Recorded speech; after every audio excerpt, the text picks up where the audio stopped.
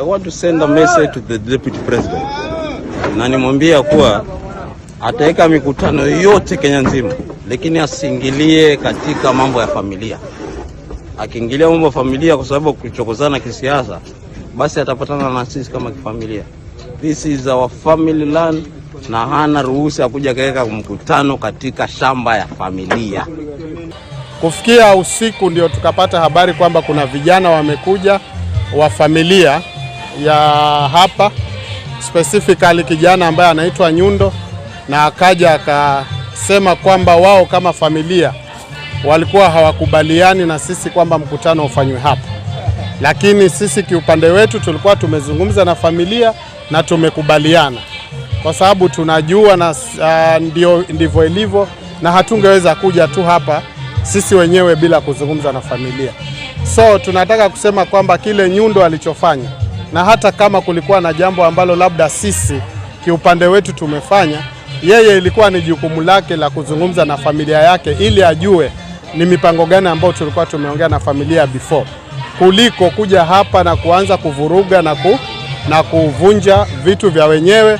Hivi ni vitu ambavyo ni vya watu ambao wanafanya biashara, wakavunja mpaka sasa tunasikia kuna vitu vingine vya muziki vimepotea. So tunataka kusema hii ni siasa ambayo si ya ustaarabu.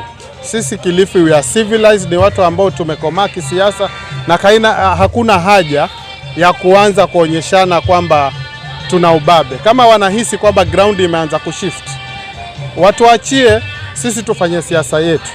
Chama chao ni kumaanisha kwamba kimekosa umaarufu hapa Kilifi County, especially katika maeneo haya, kwa sababu zile ni chama cha yana village party, na sisi hatutaki, tunataka national party ambayo kila kabila itakuja kwa pamoja ili tuwe na umoja kama wa Kenya. Mambo ya village party sisi watu wa Kilifi County tumekataa, tunataka national party. Kwa hivyo kama kijana nasema kuwa tufanye siasa ya ukomavu, tufanye siasa ya undugu, manake kuna maisha baada ya siasa.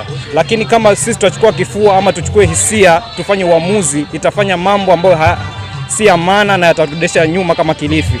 Kama Governor Kingi na alikuwa katika uongozi miaka 10 na sasa ni wakati wa yeye kwenda pumzika, wakubali kwenda pumzika, waache nafasi kwa watu wengine ambao watachukua Kilifi kupeleka mahali kwingine. Kwa hivyo ni hayo, vijana tusitumike vibaya kama venye kiongozi wa vijana Nyundo ametuonyesha kwa chama chao ni cha fujo, ni cha ghasia. Kilifi iko na makabila yote. Hakuna chama cha kabila moja ambacho kinaweza kaa hapa Kilifi kisema ati kitaongoza hapa Kilifi. Kwa hiyo hii maneno ya Governor King kutumia vijana vibaya, mimi namwambia awache. Na aache watu wa Kilifi wafanye uchaguzi na wachague viongozi wao na wachague rais wao na wachague wabunge wao bila tashwishi kutoka kwake. Kwa hiyo kama yeye amepanga kwamba hata hii miezi 6 inayokuja hakuna kiongozi yoyote wa kisiasa mwingine atatoka nje kuingia hapa Kilifi, hati yeye atatawala hapa pekee, chama kitakachofanya siasa hapa ni chapaa peke yake, mimi namwambia kwamba atashangaa.